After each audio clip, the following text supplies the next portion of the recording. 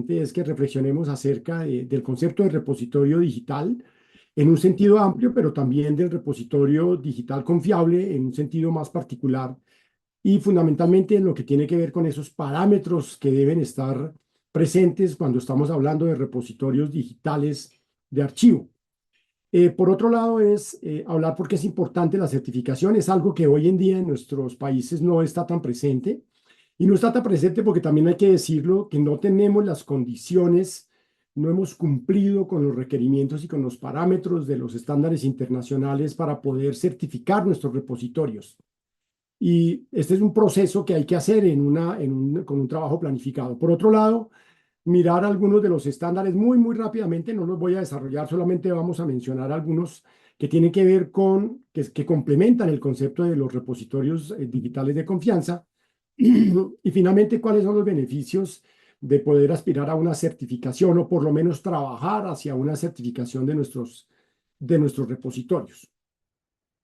¿Qué entendemos por un repositorio digital? Pues creo que, aunque esto ya es redundar porque ustedes lo conocen, en principio no es solamente el lugar donde yo almaceno un contenido, porque a veces entendemos, y aquí también hay que ponerlo en este contexto, cuando nosotros hablamos de un archivo, a veces cuando estamos en el mundo tradicional del mundo físico, decimos, yo tengo mi archivo en unas condiciones y tengo unas bodegas de archivo, ¿no es cierto? Entonces, esas bodegas de archivo, uno suele decir que ese es su archivo.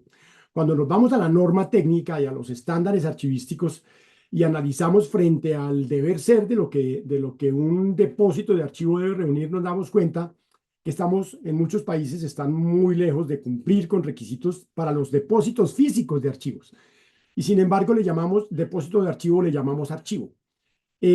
Pero si hacemos el análisis o la comparación, lo mismo nos pasa con los repositorios digitales. Pensamos que es solamente el lugar donde almacenamos.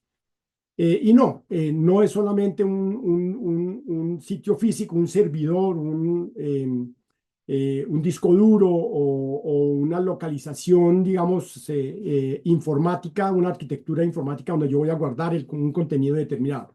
Eso es parte del concepto de repositorio. Pero la idea es que alrededor de un repositorio digital, primero hay una serie de servicios que se deben desarrollar. Tiene que ese contenido estar debidamente organizado, tiene que ese contenido estar debidamente gestionado, preservado y debe ofrecer acceso para esa comunidad de usuarios para la que está definida. Cuando nosotros miramos simplemente esta definición, nos vamos a dar cuenta que a veces lo que yo llamo repositorio digital no cumple ni siquiera con estos mínimos elementos. Es decir, es un lugar de almacenamiento con unas carpetas ordenadas de acuerdo con una estructura, pero que no tiene una capa de servicios y no tiene esos otros elementos alrededor. Entonces ya empezamos a ver cómo en ocasiones lo que yo llamo mi repositorio digital en realidad no es un repositorio digital, es un almacenamiento que no es lo mismo. Y en ese contexto, pues tenemos que empezar a cambiar también las prácticas sobre cómo nos referimos a esos lugares donde yo almaceno la información que está a cargo, en este caso la información de archivo o el documento de archivo. Ahora, ¿qué entenderíamos en complemento con lo anterior, sabiendo que el repositorio digital es mucho más de lo que a veces entendemos? ¿Qué es un repositorio digital seguro o un repositorio digital de confianza? Es también una arquitectura tecnológica que está conformada por plataformas, varias plataformas, no solamente una plataforma tecnológica, que permite recoger la información que producen nuestras organizaciones, que permite custodiarla, que permite preservar ese material digital que se deposita allí, pero a su vez que permite también brindar condiciones de acceso seguras para quien está autorizado a acceder a ese contenido con altos estándares en cuanto a las condiciones del almacenamiento mismo, que facilita la recuperación de información y por otro lado, que asegura estos elementos que ya en la archivística los hemos reiterado muchas veces, y es la autenticidad, la integridad, la fiabilidad y la disponibilidad de nuestros contenidos digitales. En este caso me estoy refiriendo a nuestros documentos electrónicos de archivo o nuestros documentos digitales de archivo. Entendiendo lo anterior, también es importante que nosotros miremos el concepto eh, digamos, de repositorio digital desde un ámbito de un ecosistema digital. Y en este sentido tenemos que hablar de integrar los diferentes lugares donde yo guardo información administrativa que tiene o está representada en documentos electrónicos de archivo que están en diferentes lugares y que en algún momento van a llegar a lo que llamaríamos nosotros nuestro archivo digital. Esta gráfica, digamos, de alguna manera ilustra lo que en la archivística clásica hemos conocido como el archivo de gestión, el archivo central o de concentración y el archivo histórico. Pero desde el ámbito de una arquitectura tecnológica. Entonces tenemos por un lado todos los sistemas de información, los sistemas de negocio, las soluciones tecnológicas que se desarrollan o que se adquieren en las organizaciones, en nuestras entidades y que gestionan documentos ellas mismas con unas prácticas que son propias de ese sistema. Por otro lado, encontramos, cuando lo hemos logrado implementar, un sistema de gestión de documentos electrónicos de archivo, que es otra plataforma tecnológica que recoge lo que está en los otros sistemas, que los va recibiendo y que va gestionando esos documentos a partir de los estándares de la gestión documental moderna, que hoy en día pues es digital. Y finalmente lo que llamaríamos el sistema archivístico o el repositorio de archivo. Este último, el que está en rojo, es al que uno le apostaría con el estándar OAIS, esta norma internacional que es la que, que están implementando, como ya me lo mencionaron, en algunas de las entidades del Perú. Pero ¿qué está sucediendo actualmente en la parte anterior? O sea, nos estamos concentrando en la etapa final de la archivística digital, pero no estamos mirando que este elemento de autenticidad, confiabilidad, integridad, disponibilidad, no lo estamos garantizando desde la gestión, desde el origen del registro o del documento digital que nace o que se captura en otras plataformas tecnológicas de la organización y que al no ponerle atención a las condiciones y requisitos de confianza, de autenticidad, integridad, fiabilidad y disponibilidad, pues comenzamos a comprometer todo el proceso por no fijarnos en ese ciclo de vida de la información.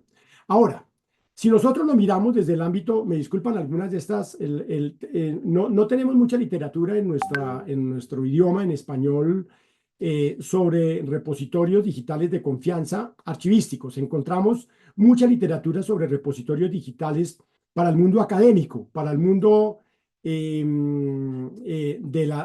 los datos académicos y científicos, pero poco se ha escrito, y también es una invitación a que comencemos a trabajar en estos temas. Poco se ha escrito en español, literatura que nos ayude a ir traduciendo esos estándares que están en otros países, generalmente en inglés, a nuestro idioma. Pero aquí vemos varios elementos que tienen que ver con estos repositorios digitales. Por un lado, que cada vez vemos cómo esos ecosistemas digitales, como el que les mencioné anteriormente, han incrementado sus capacidades de almacenamiento, ¿no es cierto? Por otro lado, están generando de manera automática backup o copias de respaldo, están ayudando a mejorar la productividad en las organizaciones, están teniendo un crecimiento muy alto en materia de los contenidos que se están produciendo, se están gestionando de manera deslocalizada esos contenidos. Cada vez, en la medida en que tengo más almacenamiento, también reduzco los costos que están derivados de ese almacenamiento. Las entidades trabajan en prevención de pérdida de información y pérdida de datos. Y finalmente, se está trabajando mucho en el cumplimiento regulatorio, en el cumplimiento normativo. En nuestros países, a través de las políticas de gobierno digital o las políticas de transformación digital, cada vez se habla más de la necesidad de regular el entorno digital, de regular el mundo digital. Y muy pocos países de la región tienen unas normas modernas para el documento digital. Tienen normas para el documento físico, pero no se han adelantado a desarrollar normas adecuadas para esos contenidos digitales que se están produciendo inclusive de manera automática sin intervención humana. Ahora, si lo miramos en una lógica del ciclo de vida de los documentos, ¿no es cierto? En entornos digitales, en donde yo tengo unas arquitecturas tecnológicas, unas arquitecturas de información, tengo por un lado lo que vemos aquí en esta gráfica, en la cajita roja, es toda la información que tengo en las aplicaciones que están activas. O sea, yo tengo una solución de nómina, tengo una solución o una tecnología para gestionar mi contabilidad, mis registros financieros, tengo una tecnología para gestionar mis registros de salud, tengo una tecnología para eh, gestionar los activos fijos, tengo las compras, los contratos, tengo varias soluciones tecnológicas que están produciendo información en tiempo real, en vivo y en directo, y que están recibiendo y entregando información. Esas tecnologías hoy en día no las estamos controlando desde el sistema o desde el ecosistema digital, y allí se están generando problemas muy serios relacionados con la garantía de autenticidad, integridad, fiabilidad y disponibilidad de estos objetos digitales que se están gestionando allí. Por otro lado, tengo también el concepto, digamos, de archivo central, entonces, en donde desde los gestores documentales, a veces de manera manual, otras veces de manera semiautomática, pocas veces de manera automática, porque nos hace falta llegar a ese nivel de madurez, extraemos contenidos y los vamos llevando a ese archivo central. Y luego viene esa data histórica, o se llama data histórica también en el mundo moderno. Se habla mucho de los datos, de la gestión de los datos, y la gestión de los datos incluye la gestión de los documentos digitales, porque en el mundo de las tecnologías hoy en día se habla de que los documentos digitales son datos no estructurados. Ese es el nombre que reciben desde el ámbito, por ejemplo, de las plataformas tecnológicas y de las tecnologías de la información.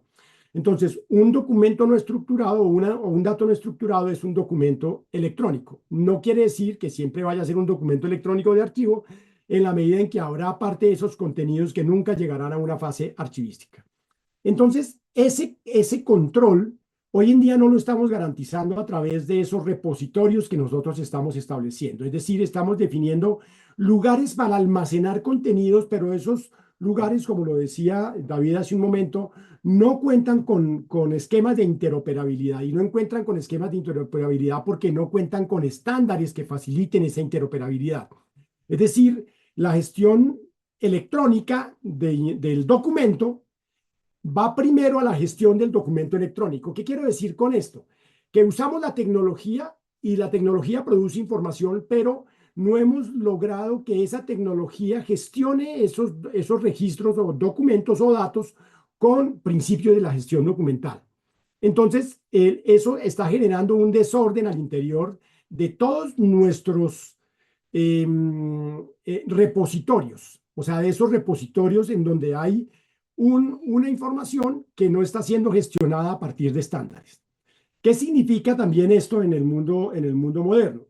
Que teníamos, o más bien, que desde la archivística tenemos que pensar de manera holística, de manera general, todo el ecosistema digital de la organización. Es decir, al archivista le toca involucrarse con la arquitectura tecnológica de su organización. El archivista necesita mirar toda la información, incluyendo aquella que es documento de archivo, que se está gestionando en los sistemas y en otras plataformas tecnológicas, para poder establecer cuáles de ellas requieren y ameritan y son consideradas registros de archivo, es decir, documentos digitales de archivo. Y en ese caso, ¿cómo voy a extraer esos contenidos para llevármelos a una solución tecnológica de archivo que cumpla estándares internacionales? Esos estándares podrían estar dados o bien utilizando la norma 163-63, que es lo que, digamos, al principio les mencionaba. Esta es una norma que debería ir de primero antes que empezar a trabajar con el estándar OAIS. Primero tengo que asegurar y preparar los otros repositorios donde yo gestiono información, y luego sí puedo pensar en esa última etapa del archivo, en donde la norma OAIS va a tener ya más sentido y va a ser más fácil de implementar, porque me he asegurado la cadena de custodia durante todo el ciclo de vida del documento. Y aquí también empezamos a mirar unos roles que los archivistas tenemos que empezar a tomar o a asumir. En esas plataformas tecnológicas habrá entonces personas que administren los contenidos, que podemos llamar un administrador de los archivos, pero el administrador de los archivos en las plataformas tecnológicas. Un diseñador del sistema archivístico digital que asegure que esos contenidos fluyan durante todo su ciclo de vida de manera adecuada. Un gestor, que sería un profesional de archivo que archive correctamente la data o los documentos en el repositorio de archivo, y ese repositorio de archivo estará en un servidor de archivo que tendrá el control absoluto sobre esos contenidos que han sido entregados, transferidos mediante protocolo, el protocolo OAIS, a esa etapa de gestión. Y finalmente, un archivista que se encargue de administrar el acceso, es decir, de asegurar y garantizar que el acceso se va a dar de manera apropiada a los usuarios que sean autorizados. Y aquí hay varios elementos importantes para considerar. Primero hay un primer almacenamiento en etapa activa que está en las diferentes bases de datos o aplicaciones o soluciones tecnológicas. Hay un segundo nivel de almacenamiento en donde vamos a tener un catálogo de archivo, y para poder tener un catálogo de archivo necesito tener descritos los documentos y los objetos digitales que están llegando al repositorio. Y finalmente hay un almacenamiento de archivo. Ese almacenamiento de archivo debe cumplir requisitos de archivo. No puede ser un almacenamiento de cualquier forma y realizado por cualquier persona. Tiene que ser realizado con base en principios archivísticos y por personas expertas en archivos. Esto supone, por otro lado, que tenemos que tener un control sobre todo el proceso del ciclo de vida del documento, y tenemos que, primero, involucrarnos en la conducción de los asuntos del negocio, es decir, entender los procesos. Por otro lado, tener unas buenas prácticas de rendición de cuentas, es decir, asegurar la cadena de custodia de la información digital desde el momento en el que es capturada por un sistema de información o por una aplicación o solución tecnológica que va a interactuar, ese es el deber ser, con el sistema de gestión documental electrónico, y que después desde ese sistema de gestión documental el contenido debería ser extraído para llevarlo al servidor o al archivo digital. El archivo digital en el sentido ya archivístico basado en el estándar OAIS. Hay que también pensar en la necesidad de darle prioridad a aquello que tiene valor histórico, valor como fuente de consulta cultural, científica, técnica, etcétera, es decir, lo que nosotros denominamos los documentos conservación, de conservación histórica. Y por otro lado, asegurar que siempre vamos a tener disponibilidad de esa información para que sea utilizada por el público. Una de las fallas principales cuando hablamos de repositorios digitales en general, sin meterle el concepto de digitales de confianza, es que los repositorios no tienen una capa de servicio para el acceso. Al no tener una capa de servicios que asegure el acceso, se va a estar siempre dependiendo de un tercero que es el que va a suministrar, atender una solicitud de información y entregar el contenido. Y esto, pues, por supuesto, riñe con las mejores prácticas internacionales en esta materia, porque significa que no estamos considerando el valor de archivo de todo el ecosistema digital. Ahora, si nosotros miramos los diferentes procesos que están involucrados dentro del concepto de preservación digital, pues tenemos que mirar que no puedo separarme del concepto de preservación digital cuando estoy hablando del alistamiento o de un repositorio digital. Todavía no me estoy refiriendo al repositorio digital confiable. Me estoy refiriendo a cualquier repositorio donde yo guardo objetos digitales. Debería haber un concepto implícito en cualquier repositorio, y es asegurar que yo estoy teniendo en cuenta parámetros y principios de la preservación digital. Es decir, que esos contenidos que estamos mirando acá son contenidos, primero, que tengo que preparar, es lo que hoy en día se llama la curaduría digital o la curaduría de documentos digitales. Tengo que asegurarme que la creación cumpla estándares, que el recibo de los documentos digitales cumpla estándares, que la valoración de esos documentos cumpla estándares, que la selección cumpla estándares. Eso es lo que hoy en día algunos autores llaman curaduría digital para documentos digitales de archivo. Luego, preparar el repositorio, preparar el lugar donde yo voy a almacenar esos contenidos. Para eso necesito definir un estándar de metadatos, definir unas políticas para poder extraer los contenidos, unos mecanismos y unos métodos de extracción de los contenidos de donde se encuentren, unos derechos de gestión sobre los contenidos. No todo el mundo va a poder hacer lo que quiera con esos contenidos una vez estén bajo el control del repositorio digital. La generación de esos paquetes de información a partir de la norma OAIS que permitan ser gestionados asegurando la cadena de custodia. Por otro lado, todo el proceso de ingesta al repositorio, el proceso ya de almacenamiento, pero esto tiene que ver con los requisitos funcionales de la infraestructura tecnológica o de la solución tecnológica donde yo voy a depositar esos contenidos.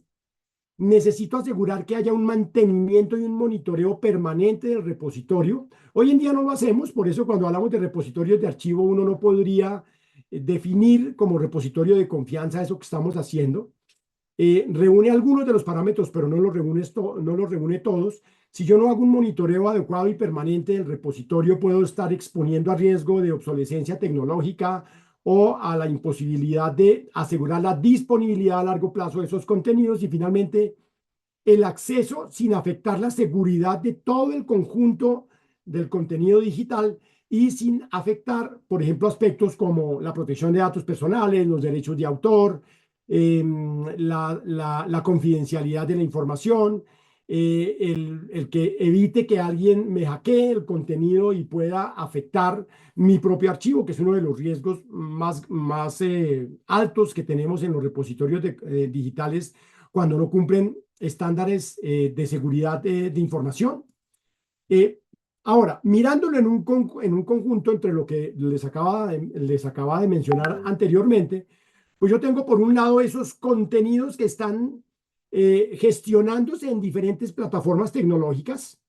Necesito articular esas plataformas tecnológicas pensando en un concepto de archivo total. No puedo pensar en la última etapa, cuando ya probablemente yo reciba objetos digitales que podrían tener comprometida su autenticidad, integridad, fiabilidad y disponibilidad, porque no me aseguré de que estoy cumpliendo requisitos desde el principio, desde la primera etapa del ciclo de vida del archivo, de la gestión o del documento.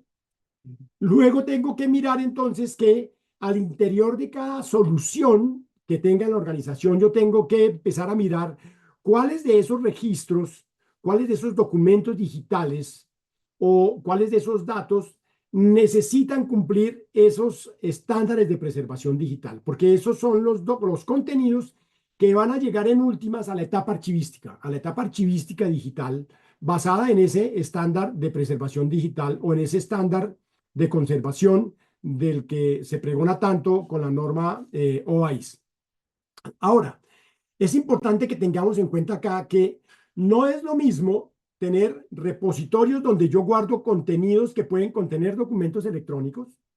Por ejemplo, muchos de los gestores documentales o muchos de los gestores de contenidos, hoy en día muchas organizaciones han optado por adquirir Enterprise Content Management o gestores de contenidos corporativos que por dentro tienen un gestor documental que me aseguran una capa de gestión documental para los contenidos que estoy guardando en ese gestor de contenidos, pero resulta que ese repositorio muchas veces no cumple un estándar de confianza. O sea, yo puedo estar cumpliendo estándares de seguridad, puedo estar cumpliendo algún estándar, digamos, de carácter tecnológico, pero no le estoy aplicando estándares que propiamente me aseguren que cuando yo voy a extraer esos contenidos y los voy a pasar a un repositorio confiable, esos contenidos ya estén asegurados desde su cadena de custodia, desde el principio hasta la última fase. Tenemos que tener en cuenta entonces que desde el momento en el que se encuentran los objetos digitales en etapa activa, en su tránsito hacia una etapa semiactiva, a un archivo electrónico que no necesariamente es un repositorio digital confiable, pase posteriormente a un repositorio digital confiable basado en la norma OAIS. Bien, por otro lado, tenemos un elemento importante y es que estos repositorios, digamos, tienen dos características importantes. Y me refiero a los repositorios institucionales, que en este caso serían el equivalente del archivo institucional, ¿no es cierto? Serían el carácter de valoración o de valor que tiene el contenido, porque no puedo tampoco pretender que todo cumpla estos requisitos, dado que no todo va a llegar a una etapa archivística.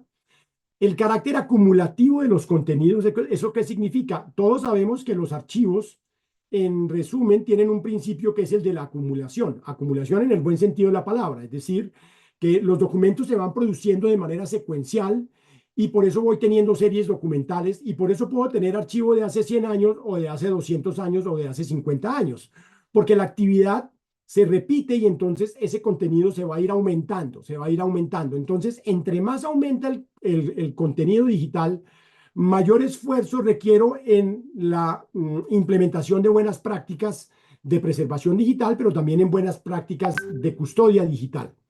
Y por otro lado, el carácter de conservación de largo plazo. Por conservación de largo plazo estaríamos hablando de contenidos que se conservarían de por vida, ¿no es cierto?, de carácter permanente. Todavía no hemos llegado a poder establecer hasta dónde la tecnología moderna puede garantizarme una conservación a largo plazo, como si lo hemos logrado en el papel. En el Archivo Nacional General de la Nación de Perú, como en el Archivo General de la Nación de Colombia, como en cualquier otro archivo general o nacional de nuestros países, tenemos documentación física que tiene ya 500 años, 400 años, 300 años. O sea, ya está comprobado que esos soportes permitían el paso del tiempo y que siguen estando disponibles. Pero la computadora todavía no ha cumplido 100 años. Nos estamos aproximando a los 80 años de la invención de la computadora. Cuando cumpla 100 años nos preguntaremos dónde están los primeros contenidos de los primeros computadores que llegaron a nuestras organizaciones. Probablemente ya no existen porque no hubo forma de preservarlos y porque nadie pensaba en la preservación digital. Entonces, el contenido a perpetuidad vamos a poder garantizarlo en 50 años, 60 años, 70 años. Probablemente serán los archivistas del futuro los que podrán decir, los usuarios del futuro, si fracasamos o no en la implementación de repositorios digitales de confianza en nuestras organizaciones y aseguramos que la memoria digital archivística se haya preservado a lo largo del tiempo como lo hemos asegurado para la memoria física. Y hay otro elemento muy importante y es el carácter abierto e interoperable del repositorio con otros sistemas. Porque esto no es una caja cerrada, no lo podemos ver únicamente como una caja cerrada, lo tengo que ver con algo que tiene conectores con toda la infraestructura tecnológica. Y como lo decía David hace un momento, la posibilidad también de que haya interoperabilidad transfronteriza. O sea, que yo tenga la posibilidad también de, si estoy gestionando documentos que vienen de otro país, pues ese país cumpla estándares y que cuando yo recibo esos objetos digitales, pueda estar tranquilo de que estoy recibiendo objetos digitales que cumplen estándares de preservación digital y que cumplen estándares archivísticos en general. Las ventajas de tener repositorios digitales en un sentido archivístico es, pues primero que tengo un acceso uniforme a los contenidos. Segundo, que voy a poder tener una información de contexto de la institución y del autor, de los productores de los documentos. Otro elemento es que voy a tener que trabajar sobre la descripción archivística de esos contenidos. Cuando hablamos de tener un catálogo, nos estamos refiriendo a un catálogo de archivo basado en estándares de descripción que van desde la norma ISAT-G hasta hoy en día la norma la norma de descripción de archivística de contexto.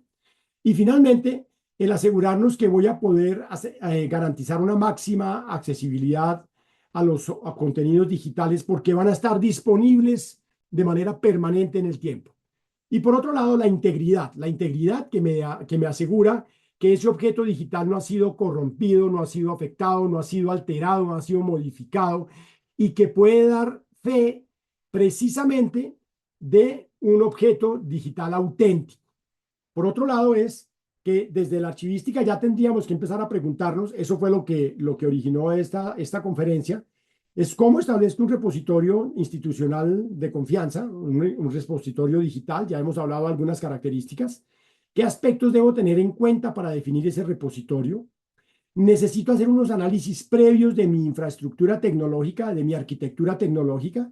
Necesito hacer un análisis de situaciones institucionales, como por ejemplo la cultura corporativa, el marco normativo, el nivel de madurez digital de mi organización, etcétera. Necesito definir el servicio que va a prestar el repositorio para poder saber hasta dónde voy a llegar en esa capa y finalmente el establecimiento de unas políticas que deben ser de riguroso cumplimiento por parte de todos los miembros de la organización.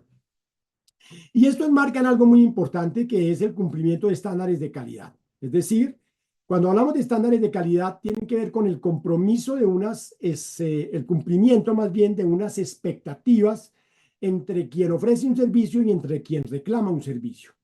Entonces, cuando nosotros hablamos de un repositorio digital confiable, podemos encontrar niveles o grados de esa confianza, ¿no es cierto? Entonces, no es lo mismo hablar de repositorios de confianza en una institución que todavía no tiene todos los elementos, a otra institución que sí los tiene, o en una institución que apenas está caminando hacia una implementación de repositorios seguros de manera archivística. Y allí empieza entonces cómo puedo medir esa calidad. Y por eso entran los conceptos de certificación de los que hablábamos anteriormente, que están muy asociados a la norma ISO 16363, de la que me voy a ocupar dentro de unos pocos minutos. Necesito pensar entonces, para responder a la calidad, necesito pensar cómo percibe el usuario final el repositorio. Muchas veces nos encontramos, y quienes hemos implementado soluciones tecnológicas en nuestras entidades, hemos visto que el usuario a veces se resiste a utilizar el archivo electrónico, las series documentales, los expedientes que han sido preparados para recibir documentos, porque le parece que es muy rígido. Y entonces le gusta tener un lugar que llama repositorio, que es un lugar de almacenamiento donde él puede hacer lo que quiera. Ese puede hacer lo que quiera hoy en día está comprometiendo la confianza en ese objeto digital, porque no sabemos si ha sido manipulado indebidamente o si está gestionado a partir de estándares. Necesito entonces, y esto es lo primero que hay que hacer, y ustedes deberían pensar en eso, ¿cuáles van a ser esos parámetros o indicadores del repositorio con el que ustedes se pueden comprometer? Porque la norma es muy exigente, tanto la norma ISO 16363 como la norma OAIS son muy exigentes.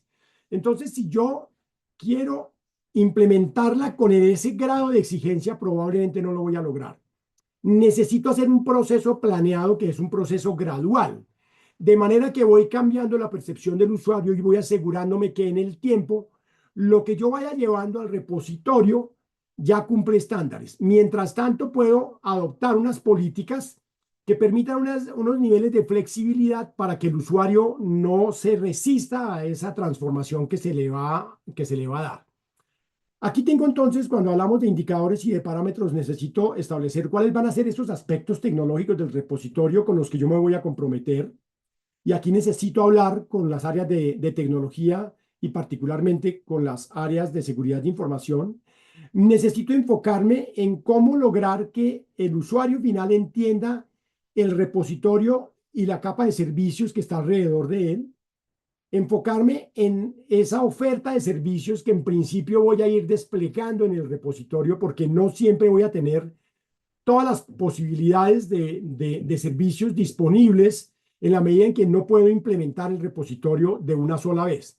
Algunas consideraciones tendrán que ver con el rendimiento del repositorio. Esas consideraciones se deben hablar con el área de tecnología, ¿no es cierto? Entonces, la capacidad de almacenamiento, la velocidad para el tránsito de transacciones del repositorio, el ancho, incluso va desde el ancho de banda que yo tengo para poder cargar o descargar documentos desde y hacia el repositorio, que a veces hacen muy compleja la operación. Necesito definir, digamos, unos requerimientos mínimos con los que yo me voy a comprometer. No se comprometan con el nivel más alto desde el principio, porque van a tener dificultades. Vayan llevándolo de manera gradual. Esas necesidades o expectativas se deben acordar con las audiencias, es decir, con sus usuarios en sus instituciones.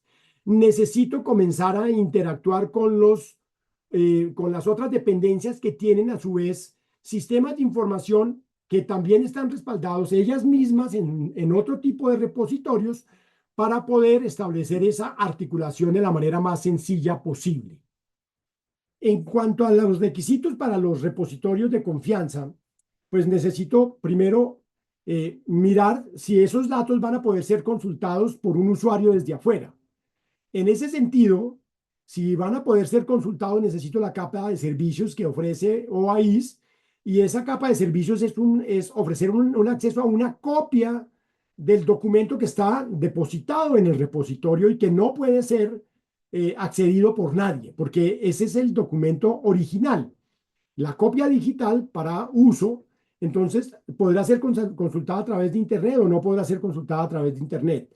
Si los datos no estructurados, en este caso me estoy refiriendo a los documentos digitales, van a poder ser accesibles porque no tienen restricciones en sus derechos. porque yo tengo las licencias correspondientes, porque no hay datos personales que no puedan ser ofrecidos, porque los estándares son uniformes. Entonces estoy hablando de que he adoptado formatos abiertos para mis documentos digitales, porque yo puedo asegurar que el documento digital es íntegro, es confiable, es auténtico, y porque puedo identificar ese documento de manera persistente, es decir, ese documento nunca va a cambiar en el tiempo. Es el acceso a ese objeto digital que se mantiene inalterable a lo largo del tiempo. ¿Por qué es importante el tema de hacer auditorías a los repositorios que hoy yo llamo repositorios? Y empecemos por ahí. Muchos de ustedes probablemente ya tienen algo que se llama repositorio. Y ustedes seguramente de manera de buena fe piensan que cumple con unos estándares. Pero como no han contrastado esos estándares contra algo que me permita saber si esa es una buena o mala práctica, por eso entran aquí criterios de auditoría, que están debidamente explicados en la norma ISO 16363. Hay firmas a nivel mundial que se dedican a evaluar y certificar los repositorios. Yo puedo contratar una firma para que haga esa evaluación y que me diga qué necesito hacer para mejorar el repositorio. Si yo ya he hecho implementaciones, por ejemplo, en la norma OAIS, puedo contratar una firma para que me haga una validación y me certifique si mi repositorio en realidad cumple con el estándar OAIS. A veces nos quedamos únicamente con la mirada interna, la mirada mía, y no dejo que un tercero mire lo que está sucediendo. En el mundo digital siempre es importante que un tercero hacia afuera me pueda validar. Eso siempre se hace en sitio para que ustedes estén tranquilos. Es decir, no es que yo le doy la llave para que otro acceda como quiera, no, tiene que estar acompañado por parte del equipo de la propia entidad. Ahí que miran las firmas de auditoría, miran la efectividad del sistema de gestión, miran que el sistema de gestión efectivamente cumpla con esos parámetros con los que se comprometió, miran que haya una relación entre el compromiso adquirido y la efectividad de los parámetros con los que nos comprometimos, miran si el sistema puede ser el sistema de gestión documental, por ejemplo, que no es en sí un repositorio de archivo, porque a veces confundimos el gestor documental con un gestor de archivos que no lo es. Entonces empezamos esas firmas hacen unos procesos de análisis de donde me dicen qué tan cerca o lejos estoy de que mi repositorio cumpla estándares archivísticos. Y un poco esta gráfica que les estoy mencionando, que les estoy mostrando acá, que proviene de un trabajo, de una conferencia que se dictó que fue dictada por una archivista de los archivos de Ontario en Canadá, muestra cómo es la lógica de los repositorios de confianza. Entonces aquí vemos los diferentes elementos que debe tener un repositorio de confianza. Primero, elementos que están asociados, por ejemplo, con las políticas de preservación digital, con los métodos que se tienen que aplicar para asegurar la preservación digital, con el plan de preservación digital, con las directrices de los formatos que voy a utilizar en mi organización, con las políticas para gestionar esos contenidos digitales y con las directrices para la selección de los contenidos que efectivamente deben llegar al repositorio digital de confianza. Por otro lado, todo lo que tiene que ver con el establecimiento, digamos, la relación entre la misión institucional y los contenidos, la identificación de los objetos digitales de manera persistente y única para que no sean sustituidos, las políticas de seguridad de información, las condiciones de acceso a esos objetos digitales durante la etapa de gestión, las políticas de recuperación de la información en un evento de siniestro, por ejemplo, un hackeo o un daño a la infraestructura tecnológica, el plan de contingencia, por supuesto, y todos los manuales de configuración de los sistemas digitales. O sea, es importante que esos manuales siempre estén disponibles. Y luego ya nos vamos a la etapa superior, que la estamos viendo en esta gráfica, en donde estamos viendo entonces los estándares de los paquetes, ya en el estándar OAIS, los procesos de migración y de transferencia de los contenidos digitales, las directrices para la gestión de los objetos de los medios digitales, porque puedo tener información en diferentes lugares, las políticas de gestión de la base de datos, que hace parte del repositorio, los estándares para los diferentes paquetes, las políticas de exportación de los contenidos y todo el componente del monitoreo del sistema. Entonces miren que cuando hablamos de un repositorio no estamos hablando de pongan el OneDrive, haga una carpeta, haga un directorio con carpetas y permita que cualquiera vaya y ponga y consulte. No, ahí no tenemos un repositorio. Ahí tengo almacenamiento. Almacenamiento electrónico sí, pero no tengo ningún repositorio. Y en ese contexto, pues evidentemente no estamos cumpliendo con los estándares internacionales. ¿Qué dice en este sentido la norma OAIS? Que es una norma dirigida hacia la auditoría del repositorio y hacia su certificación. Primero es una norma dirigida para los repositorios en donde yo voy a guardar contenido digital a largo plazo. Y por largo plazo no me refiero únicamente a de conservación permanente o histórica, porque a veces entendemos que es eso. No, largo plazo es más de 6 años, ya es largo plazo en el mundo digital. Más de 10 años ya es largo plazo en el mundo digital, porque en 6 años puede cambiar todo, ¿eh? Los ciclos de vida de las tecnologías, los niveles de obsolescencia cada vez son más cortos.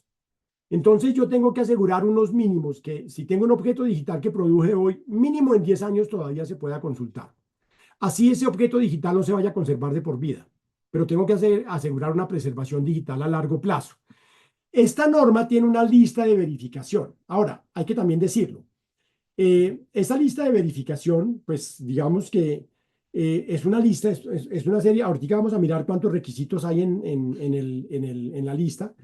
La norma la tiene, entonces para poder acceder a la lista en general uno necesita la norma, necesita comprar la norma ISO y ya tiene acceso a la lista de chequeo. Esa lista de chequeo, pues digamos que tiene en cuenta varios elementos. Primero es un modelo de referencia, como lo es también el OAIS, que tiene elementos relacionados con la capacidad de autoarchivar documentos, los procesos de interoperabilidad, el libre acceso, la preservación a largo plazo, la garantía de disponibilidad de los contenidos en el tiempo. Y es una norma que a su vez se relaciona con otras dos. La 14721, que es la norma OAIS. O sea, digamos, en realidad es una familia de normas. Si yo estoy hablando de repositorios digitales, tengo que tener en cuenta las tres normas que están mencionadas acá. Mínimo las tres normas que están mencionadas acá. La 14721 es la norma OAIS, pero esa es para el repositorio de confianza del documento, vamos a decirlo de alguna manera, el archivo histórico, el archivo digital histórico. La norma ISO 16363, que debería ser una norma que yo valide en cualquier infraestructura tecnológica donde vaya a almacenar algún contenido que tenga elementos de preservación a largo plazo. Y la 16919, que va en relación con la 16363, que tiene unos requerimientos del repositorio, ya no para la auditoría, sino del repositorio mismo. Entonces, los invito también a que lean la norma 16919. Estas tres normas, entonces, hacen parte de toda la familia asociada tanto a los repositorios digitales como a la preservación digital. Algunos elementos importantes es que no se pueden ver de manera separada, como lo había explicado anteriormente. Yo no puedo ver el OAIS sin irme hacia la primera etapa del ciclo de vida del documento, porque ahí ya puedo estar cometiendo errores. Puedo estar usando objetos digitales o formatos digitales que no son preservables en el tiempo. Al estar haciendo eso, estoy incumpliendo parámetros, ¿no es cierto? Entonces, por eso la norma le da elementos. Bueno, la norma puede ser utilizada de dos formas, que también había olvidado mencionarlo.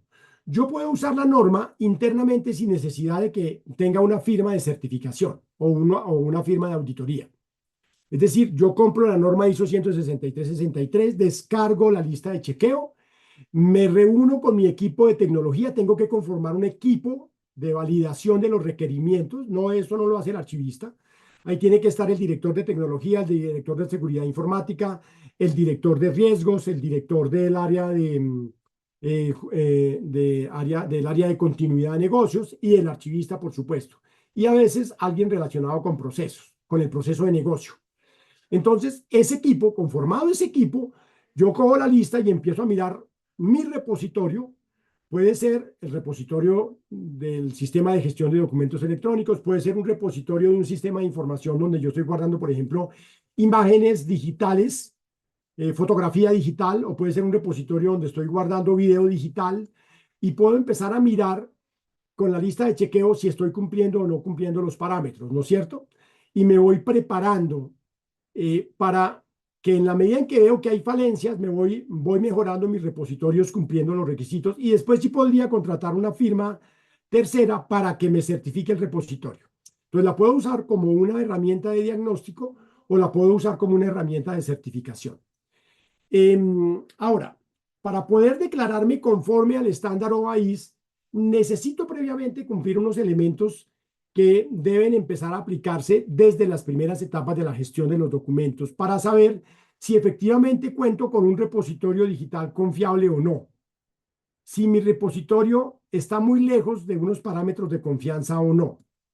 En ese contexto, pues digamos que la norma tiene 5 secciones. Las primeras 2 secciones son informativas, son descriptivas, y en las últimas 3 secciones es donde se proporcionan los elementos y los parámetros métricos para medir el repositorio. Entonces, esas últimas abarcan, por ejemplo, los requisitos que tienen que ver con la infraestructura organizacional, que son 25 requisitos, y luego hay 42 requisitos que están relacionados con la norma OAIS, ¿no es cierto? Y finalmente, 23 requisitos que están relacionados con el tema de riesgos y seguridad de información, de la infraestructura tecnológica. Entonces, miren que estamos hablando prácticamente de 87 requerimientos que hay que chequear para ver si mi repositorio los cumple. Desafortunadamente, pues el propósito de esta conferencia no era mostrarles el test con todos los 87, porque pues eso, pues digamos, no tiene mucho sentido, pero que ustedes sepan que en la norma los tiene. Entonces, como les digo, desde la estructura organizacional hay 25 requisitos, desde los objetos digitales, los objetos mismos tienen que cumplir 42 requisitos del estándar OAIS y la infraestructura y la seguridad deben cumplir otros 23 requisitos. O sea, tengo que validar eso. Y eso me va dando unas métricas y me va dando como un nivel de madurez de mi repositorio. ¿Cómo se obtiene esa autoevaluación? Pues establezco un modelo de medición que va desde 0, es decir, que no le aplica el estándar, hasta 4, que es que el repositorio lo cumple plenamente.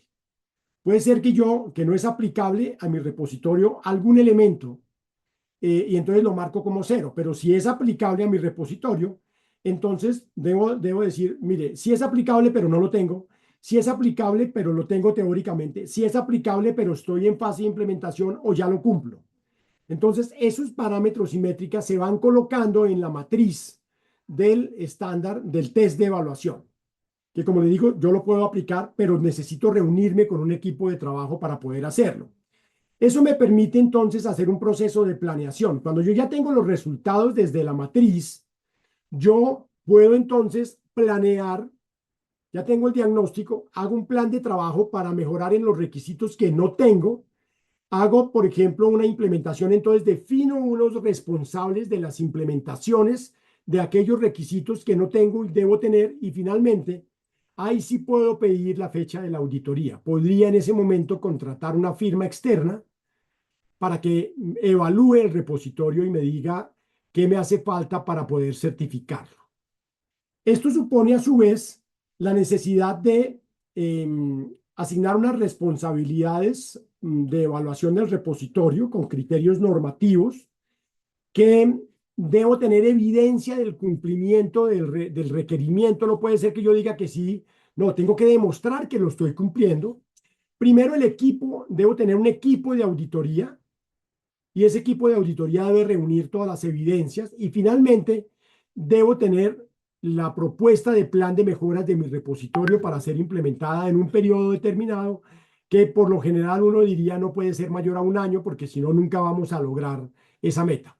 Y aquí vienen esos niveles de madurez del repositorio. Entonces yo puedo tener en mi análisis que yo no tengo, mi repositorio, digamos, no cumple ningún requerimiento o que mi repositorio está en nivel 1, incipiente, o está en un nivel 2, estoy cumpliendo un plan de mejora, está en un nivel 3, es decir, ya está operativo, ya he adoptado unos niveles determinados, Y finalmente, ya estoy en un nivel 4 que es proactivo, en donde ya tengo un repositorio, ya cumplo todos los requerimientos, entonces aquí necesito es mantenerlo y siempre estar a la vanguardia, ¿no es cierto? Entonces, también el repositorio puede tener un modelo de madurez. Hay varios niveles de análisis. El primero es recolección de los datos a través de la lista de chequeo. El segundo es el análisis de riesgos basado en la norma 27000, que es la norma de seguridad informática, y otro que es el de la auditoría del repositorio, o sea, contratar un tercero para que me haga la auditoría del repositorio. Yo podría trabajar en cualquiera de esos tres niveles. Repito, el último nivel de la norma para certificarme ya es con un tercero, no lo puedo hacer yo, necesito tener la intervención de un experto en esa materia. Los dos primeros, el de la 27000 y el de la lista de chequeo que tiene la norma 163-63, los puedo hacer internamente con el equipo de trabajo que yo conforme. Esto supone entonces que a mediano y largo plazo ustedes deberían tener una certificación básica que me permita empezar a mejorar y una certificación extendida formal que voy a validar en el tiempo. Ahora, esta gráfica, no me voy a detener acá, esta gráfica lo que tiene son los diferentes estándares que se pueden tener en cuenta para comenzar a trabajar el proceso de certificación de repositorios. Entonces, miren que no es solamente una norma, hay muchas más que están aquí presentes. Y el archivista hoy en día no puede estar metido con una mirada unidireccional, sino tiene que tener una mirada mucho más amplia.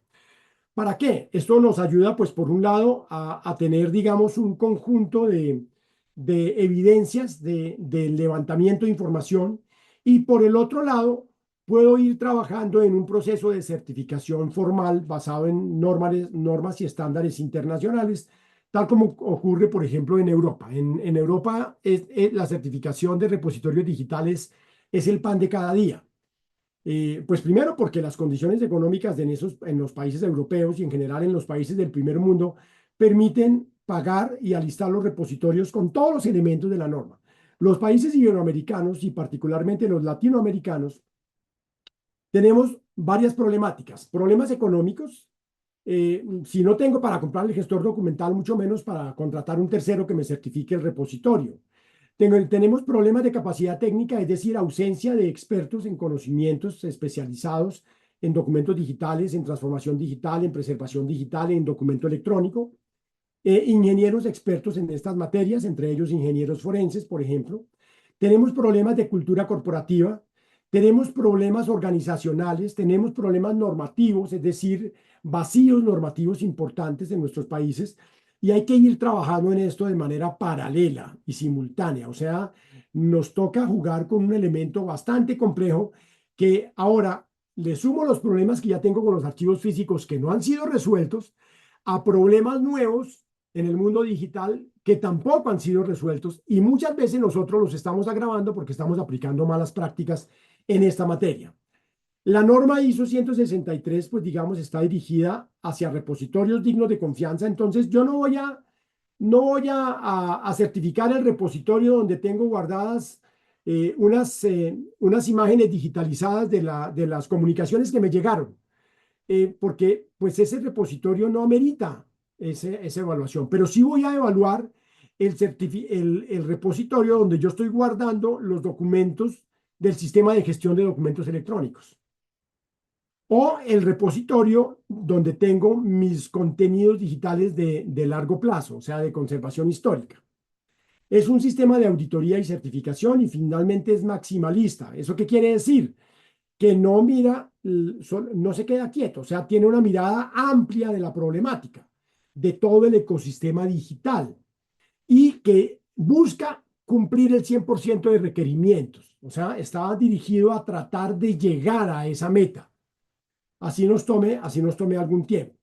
Entonces, para poder cumplir con el requerimiento de la 163-63 y pasar al modelo OAIS, pues necesito tener elementos definidos desde la parte de ingesta de los documentos, de los contenidos, la gestión del contenido en el repositorio, la planificación de la preservación y la gestión del acceso, que son conceptos que ya son claros para nosotros.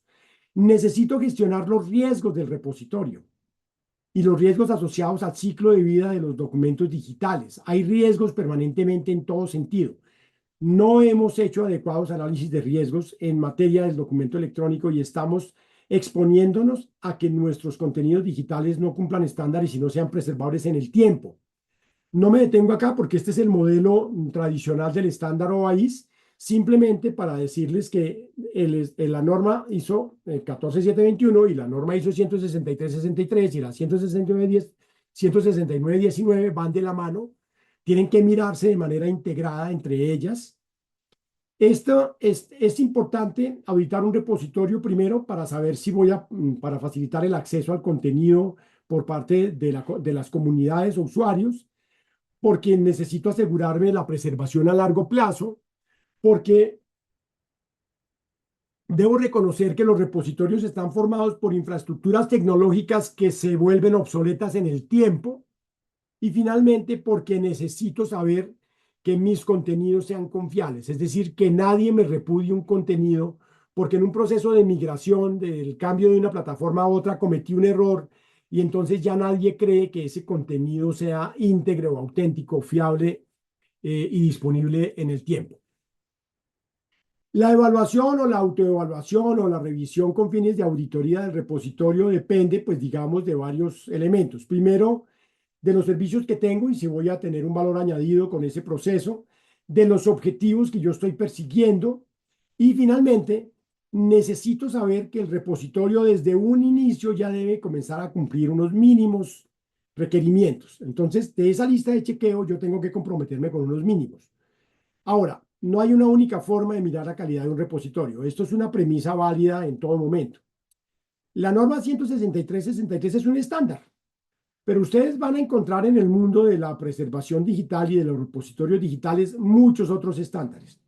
El archivista no puede simplemente adoptar uno per se, tiene que hacer un análisis de cuáles otros pueden ser tenidos en cuenta en todo este proceso. Y puede haber muchos más estándares dependiendo de las características y de los contenidos que yo estoy conservando en los repositorios. Ahora, ¿qué sí es importante en los procesos de preservación digital asociados a los repositorios digitales?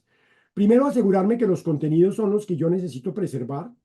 Segundo, tener esos contenidos debidamente catalogados, descritos y con metadatos. Asegurarme que los contenidos van a tener una vocación de interoperabilidad, así hoy en día no está implementada, que van a ser visibles, que son preservables, es decir, que el repositorio me está avisando en procesos de revisión permanente que hay contenidos que ya están amenazando riesgo de pérdida porque va a cambiar un formato, que tengo una capa de servicios para los diferentes actores, que puedo establecer métricas, estadísticas, que ofrezco unas condiciones de seguridad del repositorio y unas actualizaciones permanentes, y finalmente que estoy haciendo procesos de comunicación asociados a esas audiencias que usan el repositorio. En materia de personal, necesito pues tener equipos multidisciplinarios trabajando en el alistamiento del repositorio o en la evaluación del repositorio. Necesito definir cómo va a trabajar ese equipo, cuáles son esas competencias. Necesito contar con la colaboración interdisciplinar en otras áreas, adoptar estándares y decisiones basadas en estándares y asegurarme que el personal de archivo y en general el personal de la entidad que tiene que ver con el repositorio se califica de manera permanente.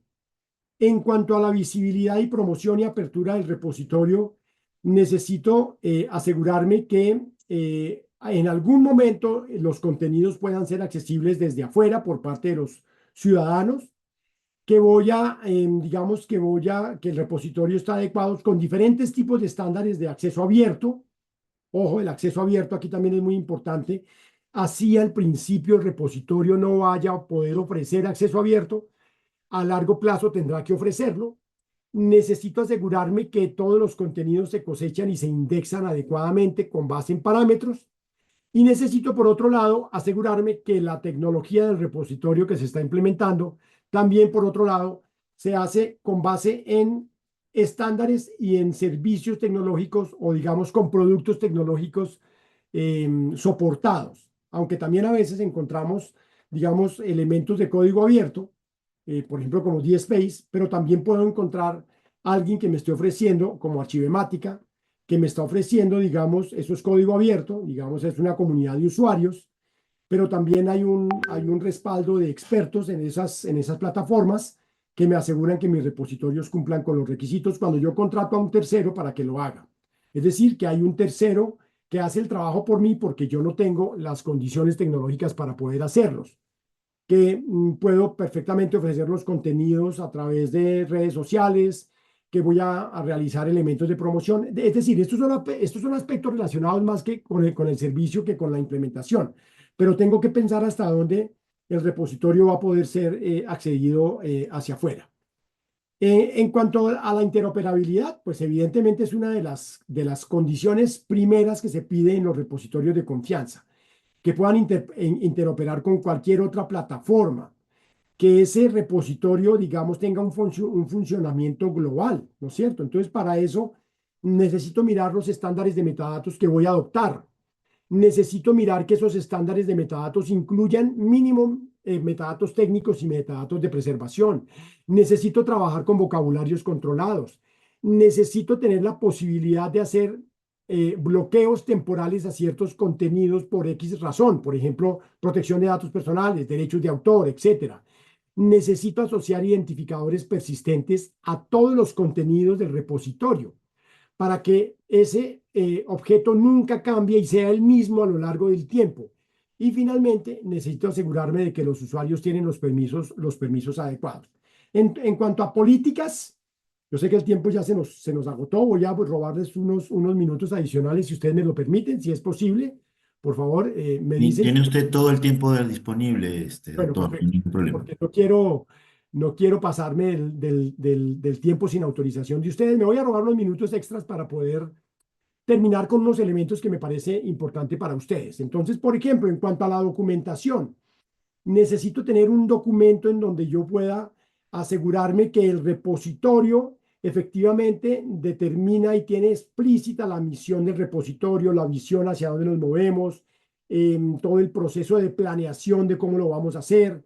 Necesito tener claro los procedimientos de las acciones y operaciones que se pueden hacer en el repositorio, las políticas claramente definidas. Sin políticas el repositorio nunca va a funcionar.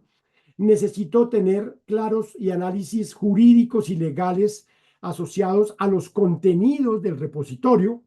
Necesito igualmente tener un plan de preservación a largo plazo para los contenidos del repositorio, un plan de continuidad y contingencia. ¿Qué pasa si hay un hackeo, si hay un bloqueo al acceso? Entonces me quedo sin poder atender una necesidad de mi organización, o tengo una copia espejo del repositorio en otro lugar que puedo acceder de manera inmediata a ella con un nivel de contenido retrospectivo que sea aceptable, pero además debo validar que cuento con licencias para distribuir los contenidos, con licencias para acceder a los contenidos, con licencias de las soluciones tecnológicas y del software, que tengo licencias de uso adecuadas, que hay metadatos que permiten, digamos, generar restricciones a cierto tipo de contenidos. Es decir, estos son elementos que están dados de manera muy compleja al interior de la organización. Desde el ámbito de la tecnología, necesito que el software que estoy usando para gestionar el repositorio o los repositorios, definir si va a ser un software de código abierto o propietario, que también los hay. En general, las buenas prácticas internacionales hablan de acceso abierto, pero también sabemos que en muchas organizaciones se prefieren software de carácter propietario por razones de seguridad. Sin embargo, esto hay que analizarlo de manera adecuada al interior de la organización. Si hay una comunidad, si es acceso abierto, perdón, o código abierto, si hay una comunidad que lo respalde, por ejemplo, el caso de Archivemática o el caso de, ahora se me olvida, la, bueno, lo- increíble, se me olvida el nombre de la solución que liberó el ICA en relación con el gestor de archivos digitales. Pero también pueden ser de empresas comerciales que ofrecen soluciones tecnológicas en este caso. Que estemos usando lenguajes y librerías ampliamente difundidas, que digamos que sean estándar internacional y finalmente que se cuente con actualizaciones regulares y permanentes de la tecnología con la que se está ofreciendo. Desde el front-end para el público, para el usuario final, entonces que ofrezca un desempeño adecuado para los usuarios, que yo pueda acceder a los repositorios desde diferentes tipos de dispositivos, por ejemplo, teléfonos móviles, que tenga un modo de búsqueda y exploración de los contenidos. ¿Por qué se menciona esto? Porque muchas veces tengo es un drive con un directorio y tengo que navegar por el directorio y no puedo hacer búsquedas porque no tengo estándares, no tengo metadatos, no tengo nada. Eso no es un repositorio en un sentido estricto. Que tenga optimizado los niveles, digamos, de búsqueda a través de los motores de búsqueda. Para eso necesito un buen nivel descriptivo y unos buenos lenguajes documentales implementados. Y finalmente, siempre debo contar con estadísticas. Esto es importante en los repositorios digitales. Desde el punto de vista del hardware, pues el tema de la memoria, la capacidad de almacenamiento, que haya una alimentación ininterrumpida de energía, que haya fuentes de alimentación redundantes, que haya esquemas de acceso o de hardware redundantes cuando se cae un servidor que pueda entrar otro, el sistema operativo que sea robusto, ¿no es cierto? Por ejemplo, el file system del repositorio sea robusto y que tenga, digamos, comprobación y recuperación frente a errores, que las actualizaciones se hagan de manera automática, que las actualizaciones sean regulares y finalmente que tenga un sistema operativo que no esté obsoleto y que no esté amenazando obsolescencia tecnológica. Dos recomendaciones generales importantes. Primero, si yo tengo un repositorio confiable de archivo, el servidor donde esté el repositorio no debería compartir información con otros contenidos. Es una recomendación. Sé que es muy difícil de cumplir, porque por lo general la entidad tiene un servidor y ahí almacena de todo, incluyendo la información, digamos, de características de archivo. Pero lo ideal es que el lugar donde esté guardado por razones de seguridad siempre sea único. O sea, el servidor es solamente para el contenido del archivo. No puede haber otro tipo de información.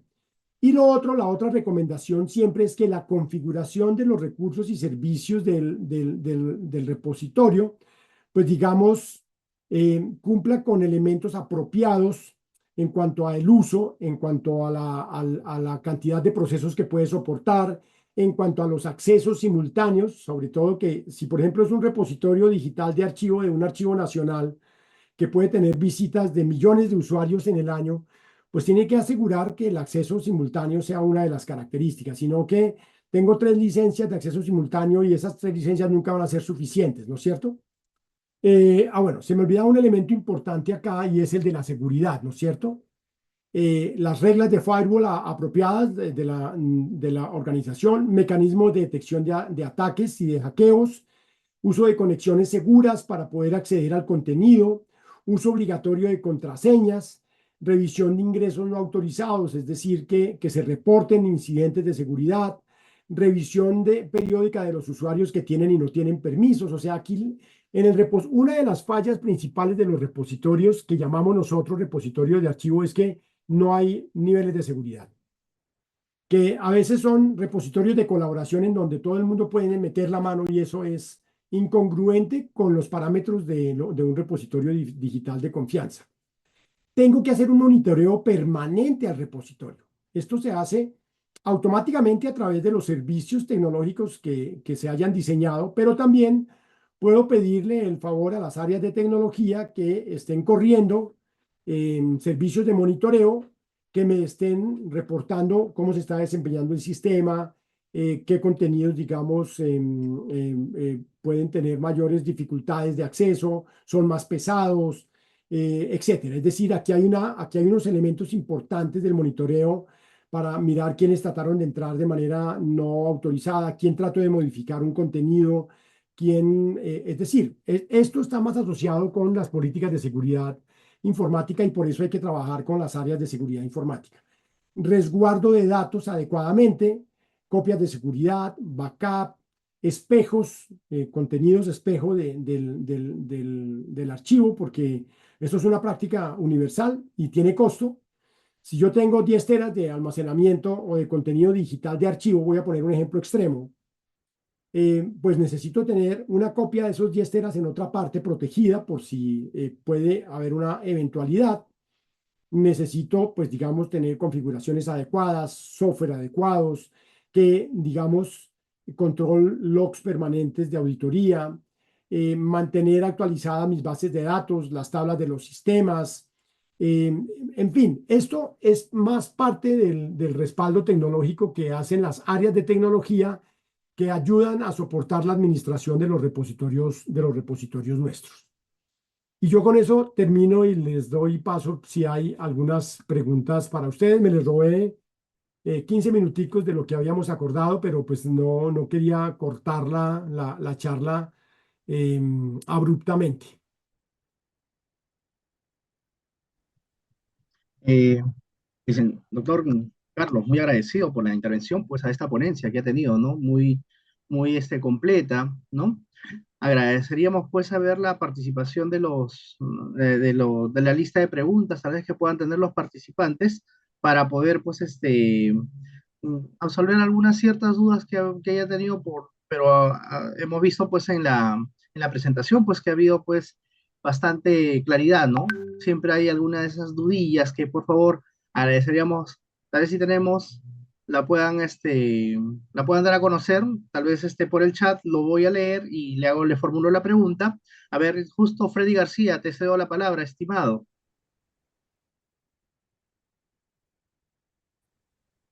Freddy.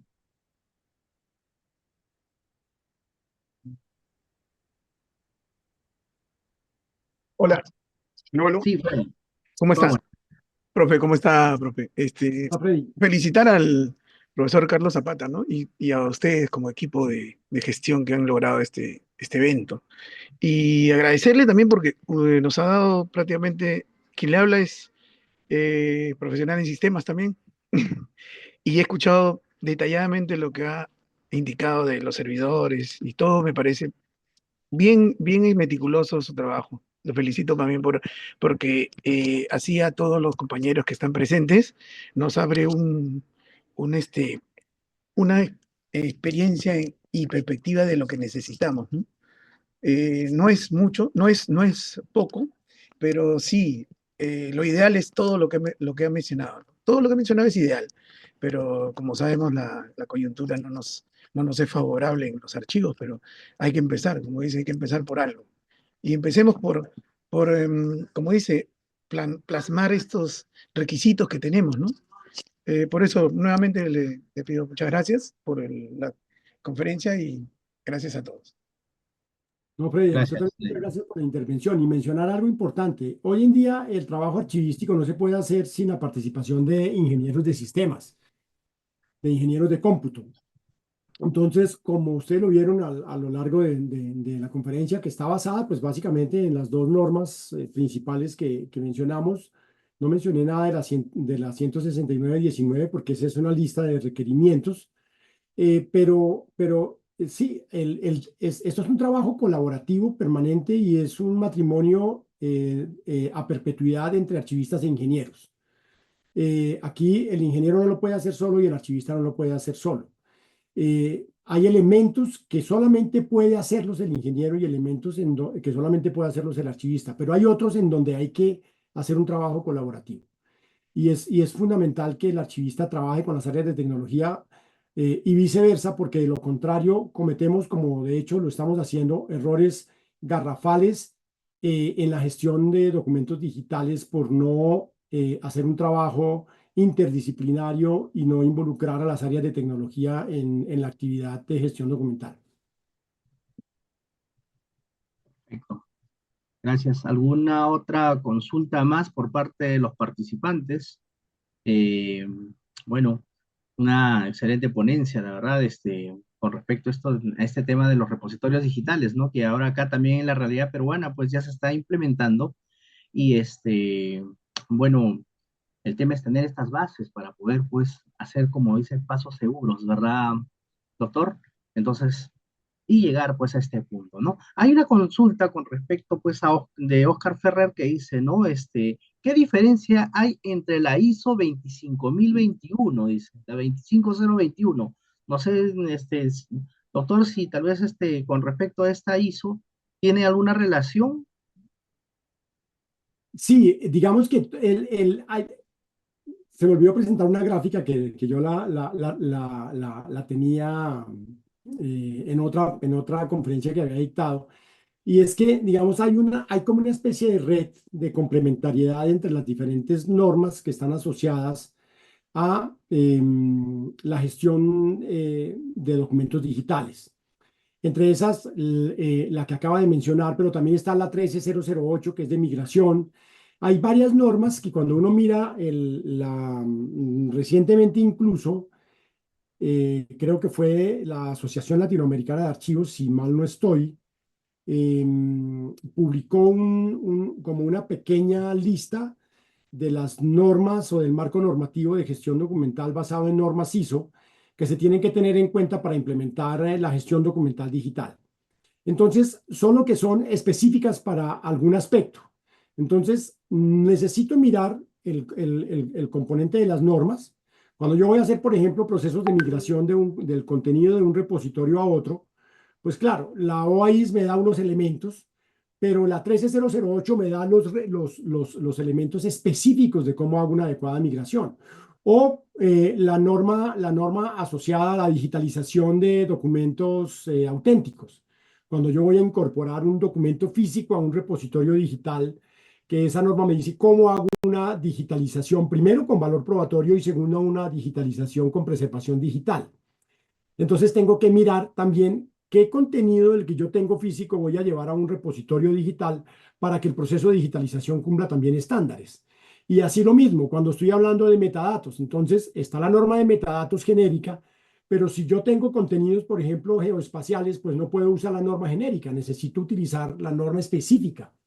Y ahí hay que mirar en contexto el análisis del tipo de información que gestiona mi entidad y si eventualmente me estoy refiriendo, por ejemplo, a un gestor documental, hay una norma, de la ISO ahorita no me acuerdo el nombre, que es para la gestión de registros como una primera aproximación, que no es la norma de gestión de documentos electrónicos, sino es decir, de cualquier objeto digital, que no es un documento electrónico de archivo en el sentido archivístico. Entonces, todas guardan una relación entre sí. Dependiendo del análisis que yo haga, entonces una, uso otras o uso varias al tiempo, ¿no es cierto? Para poder cumplir con parámetros y estándares. Perfecto. Muy agradecido. Gabriel Antonio, creo que ha levantado la mano de ser tal vez una intervención, estimado Gabriel. Muy justo, ya están viniendo más preguntas. A ver, Gabriel Antonio.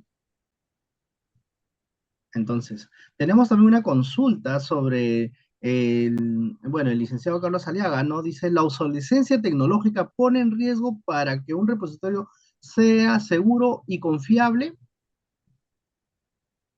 Sí, señor. Sí, sí, efectivamente, cuando no se han tenido en cuenta los estándares de preservación digital y particularmente no se han seleccionado adecuadamente los formatos con los que yo voy a producir un documento desde la etapa de producción, mm, podría estar comprometiendo en el largo plazo la memoria digital.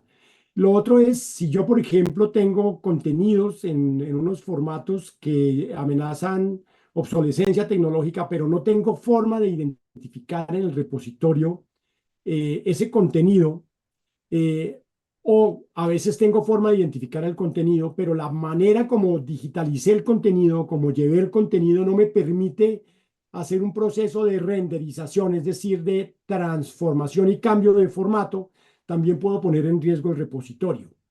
Es cuando yo, digamos, empaqueto en un expediente de documentos de diferente formato, pero no tengo en cuenta que hay diferentes tipos de formatos electrónicos y sacar uno de ellos para poder cambiarlo de formato, cuando no tuve en cuenta el proceso desde la etapa de gestión, puede comprometer la integridad de todo el expediente, porque no tuve en cuenta eso. Entonces, el análisis de la gestión documental parte desde el origen, desde la fase uno del documento, desde la producción o captura del documento.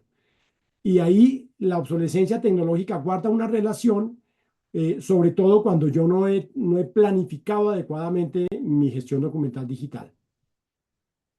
Perfecto. Muy agradecido. Última pregunta de parte de la señorita Sheila González. Dice, ¿cuáles son los pasos clave y las mejores prácticas para implementar un proyecto de digitalización en una municipalidad que no cuenta con experiencia previa en esta área? ¿Y cómo asegurar el proceso que cumpla la normativa archivística vigente? Pues digamos, hay dos aspectos importantes. El Archivo General de la Nación del Perú creo que había expedido una guía de digitalización de documentos con valor probatorio que, digamos, reúne o recoge buenas prácticas internacionales. Entonces, los remito a la consulta de esa guía. También está una guía que publicó el Archivo General de la Nación de Colombia, que está en su sitio web, que explica cómo se puede hacer un proceso de digitalización con valor probatorio, teniendo en cuenta los principios archivísticos. Pero voy a responder la pregunta, además de remitirnos al documento de manera muy, muy rápida, con dos aspectos importantes. Lo primero es que para poder hacer un proceso de digitalización adecuado, necesito tener el archivo organizado. Muchas veces las entidades abordan el proceso de digitalización sin haber ordenado el archivo archivísticamente hablando, es decir, el fondo con las secciones del fondo, las series documentales, los expedientes con su orden original, recuperado o protegido, los expedientes físicos debidamente foliados, etcétera, los documentos debidamente verificados en sus características externas y de calidad, verificados en sus condiciones de conservación, que también a veces afectan el proceso de digitalización, un diagnóstico de la conservación de los documentos previo es necesario porque podría tener documentos contaminados que cuando estoy haciendo el proceso de digitalización me toca parar para poder restaurarlos o seguir y después decir, no, después le agrego esas imágenes, lo cual también es una mala práctica. Entonces, primero, no es recomendable hacer un proceso de digitalización en archivos sin que el archivo esté organizado. Hay que organizar el archivo y eso significa clasificación archivística, eso significa ordenación archivística y eso significa descripción archivística. Los tres procesos de la organización documental. Luego sí puedo abordar el proceso de digitalización. Ahora, la ISO también tiene unos estándares que recomienda sobre digitalización con valor probatorio. Cuando yo no tengo una norma nacional, puedo recurrir a la norma de la ISO de digitalización de documentos de archivo. Pero hay que hacerlo también pensando en qué formato voy a utilizar para la digitalización. Hay que hacerlo también pensando en cómo voy a hacer el proceso y cuáles metadatos voy a incorporarles. Hay que hacerlo también pensando si voy a hacer un proceso de digitalización multipágina o individualizado. Aquí hay consideraciones de carácter económico también, ¿no es cierto? Porque en ocasiones las entidades prefieren, por ejemplo, coger un expediente y decir que todo el objeto digital expediente, como si fuera un objeto multipágina, es digitalizado y se le agregan únicamente los metadatos. Pero después ese objeto no puede ser, digamos, cuando yo estoy haciendo una consulta puntual, no puedo llegar al documento específico, sino que tengo que llegar al expediente y luego el expediente hacer un proceso de navegación manual para buscar el documento que estoy necesitando. Entonces hay que analizar muy bien el contexto del archivo en el que voy a trabajar. Necesito analizar si estamos hablando de series documentales simples o estoy hablando de series documentales compuestas, ¿no es cierto? Entonces, por ejemplo, si lo que voy a digitalizar son solamente planos, pues voy y necesito utilizar un estándar determinado o un estándar distinto. O si voy a digitalizar un documento, expedientes contractuales o expedientes laborales que tienen 20, 30 tipologías documentales distintas, con tamaños distintos, con tipos de imprenta distintos, ¿no es cierto? Los tamaños de las letras, las formas de impresión, las características del papel, Todo eso asume un reto cuando yo estoy alistando las máquinas que van a hacer los procesos de digitalización. Entonces, esos análisis hay que hacerlos antes. No se pueden hacer durante el proyecto de digitalización porque pueden llevar al fracaso y a la pérdida de recursos económicos y de tiempo.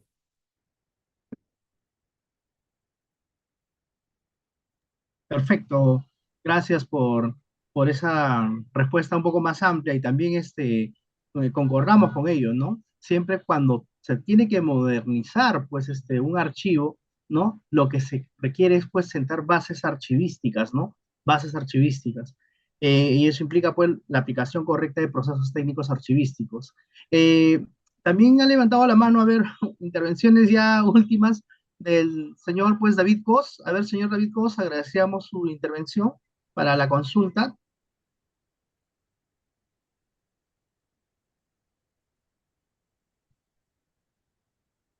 Señor David Cos.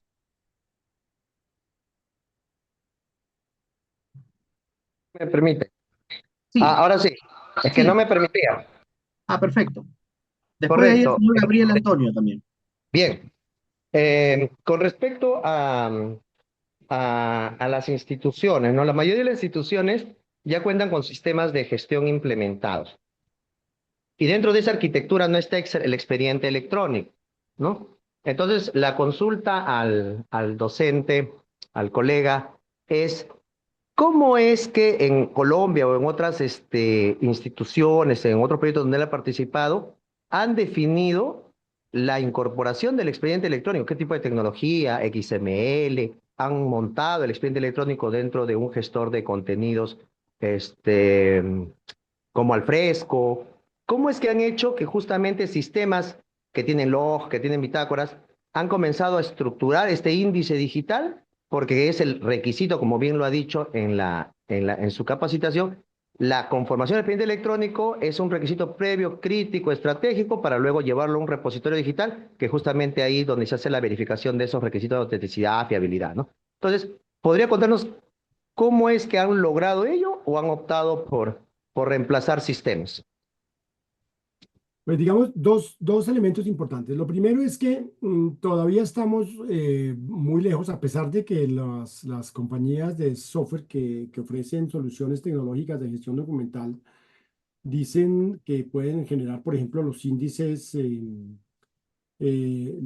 electrónicos del expediente electrónico. Pues es un proceso que pasa más por el ámbito de la generación de hash, ¿no es cierto?, de procesos de seguridad informáticos. Y en muchas ocasiones, hay que decirlo, en nuestro país, los gestores documentales todavía no han llegado a ese nivel. Todavía es muy semiautomático el proceso de gestión documental. Entonces, primero en los casos en que se han adquirido gestores de contenidos, em, pues allí se guarda de todo. Y hay una parte del gestor de contenido que guarda los documentos electrónicos de archivo del gestor documental. Y ese gestor documental, digamos que a su vez es un RM que está, a veces es propio del sistema, del gestor de contenidos, otras veces las entidades han optado por tener un gestor documental distinto, así como han optado por implementar flujos de trabajo con otros gestores de flujos de trabajo, porque el que tiene la solución no es suficiente. Entonces han llevado a que de alguna manera haya un compromiso en cuanto a la eh, autenticidad de los documentos electrónicos, porque los documentos se van depositando en carpetas que llaman expedientes cuando no lo son, ¿no es cierto? O sea, y allí los van colocando manualmente. Y entonces los documentos se ordenan, no se autoarchivan. Se necesita una operación manual para llevar el documento al gestor. Y esto está generando el fracaso de proyectos de implementación de documentos electrónicos y lleva a que en mi país sea bastante frecuente que cada X tiempo se abandona la solución que se había implementado 4 años atrás y se contrata una nueva porque la anterior no dio resultado. Y entonces ahí también se cometen errores porque no se aseguró la cadena de custodia de los objetos digitales que se llevaron con el primer gestor documental. No se aseguró, siguiendo principios de informática forense, el proceso de migración de esos contenidos. No se asegura nuevamente la cadena de custodia de los nuevos objetos digitales que se agregan a ese expediente que se migró de otra solución tecnológica. Y esto, como lo decía yo hace poco en una mesa de trabajo, en un panel del Congreso de Archivos que hubo recientemente en España, justamente el pasado 21 de enero, decía, pues la gestión documental electrónica está fracasando precisamente porque los proveedores están más dedicados a vender soluciones tecnológicas sin garantizar el éxito de las implementaciones. Y segundo, no están cumpliendo estándares. Y los archivistas y las organizaciones que gestionan el documento, las personas que lo gestionan también están haciendo y cometiendo malas prácticas porque no están gestionando el documento como deben gestionarlo. Entonces, el proceso de generación de los índices electrónicos en los gestores de contenidos ha sido muy frustrante y prácticamente inexistente. Funciona mejor cuando no está dentro de un gestor de contenidos, sino cuando lo que se adquirió fue una solución de gestión documental, porque esta tiene algunos elementos que ayudan allí. Casi que en el mundo de la gestión documental hay que comenzar a revisar el tema del índice y el foliado electrónico para ver hasta dónde es un requisito imposible de cumplir y que lo que está generando es sobrecostos a las organizaciones y cómo sustituirlo por medidas tecnológicas que ya existen, que aseguren la integridad de un expediente que ya fue gestionado para evitar que se haga una alteración de su contenido. Y tampoco estamos pensando en otra cosa. Cuando yo tengo ya un expediente cerrado, digital, cerrado, y supongamos que yo para cerrarlo le asigné un hash que me le da un nivel de seguridad determinado, ¿qué pasaría cuando yo tengo que mandar 1000 expedientes de transferencia secundaria al Archivo General de la Nación? ¿Qué pasa con ese hash? ¿Qué va a pasar con las condiciones de autenticidad de ese expediente que ha sido transferido? ¿Qué va a pasar cuando el Archivo General de la Nación empiece a recibir expedientes transferidos que fueron desarrollados con unos estándares de una entidad, con otros que fueron con otros estándares, con otros que fueron con otros estándares y con otros que fueron con otros estándares? Cuando no puedo garantizar si la cadena de custodia previa se cumplió, cuando no puedo garantizar que el estándar de metadatos, por ejemplo, es uniforme, entonces debería haber un estándar de metadatos nacional. Cuando no he optado, por ejemplo, por un estándar para el documento electrónico basado en XML, que es lo que han recomendado a nivel mundial pues digamos, muchos expertos, es trabajar los documentos digitales basados en estándar XML. Para que haya un proceso de interoperabilidad más transparente y para que haya un proceso de preservación digital que se pueda garantizar más. Pero nada de eso se hace, porque quien gestiona el documento lo hace a su acomodo y porque ni los repositorios validan esto, ni los archivistas han definido políticas para lograrlo, ni la cultura corporativa se ha logrado cambiar. Entonces vamos a tener unos problemas muy serios cuando las entidades que ya empiezan a tener grandes volúmenes de documentos digitales en expedientes electrónicos que conforman series completas, series documentales completas, digitales, tengan que transferirlos a la autoridad archivística correspondiente, sea un archivo regional, en el caso del Perú, o sea un archivo nacional, ¿no es cierto? Y ahí va a haber conflicto incluso en el proceso de migración, y ahí van a surgir problemas eh, eh, tan graves como que no es posible recibir la ingesta o no es posible recibir la transferencia porque hay documentos que no cumplen un determinado estándar. Y entonces, si el archivo lo recibe, pues tendrá que hacer unas anotaciones de que ese expediente podría tener poca integridad o no ser 100% auténtico. Muy agradecido, doctor. Una última consulta del amigo Gabriel Antonio, por Esto favor. fue justamente lo reporta Gabriel. te voy diciendo, los no leídos que tú tienes ahí, se reporta y el gerente general lo va a leer. Estimado Gabriel. Mejor recíbelo, haz un documento pidiendo al archivo central, pásame todos los comprobantes de pago y grifos especiales. Estimado Gabriel, buenos días. Creo que había solicitado una intervención, una consulta.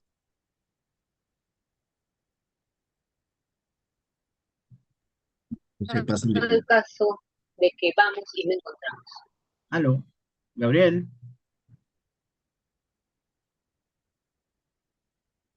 Ya, y no lo tiene el archivo tampoco. En lugares sí no hay.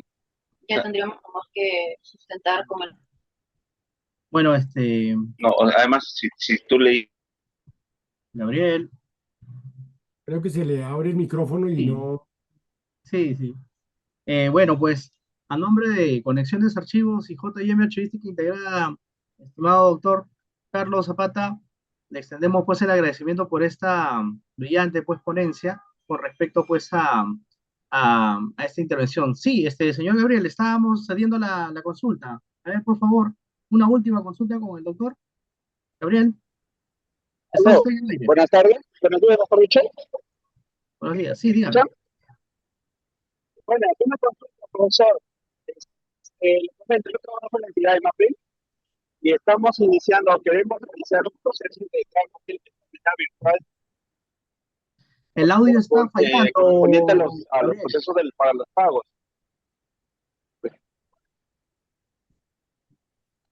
Gabriel, no sé si ¿Aló, me podrías... escuchas? Ahora sí te escuchamos, Gabriel.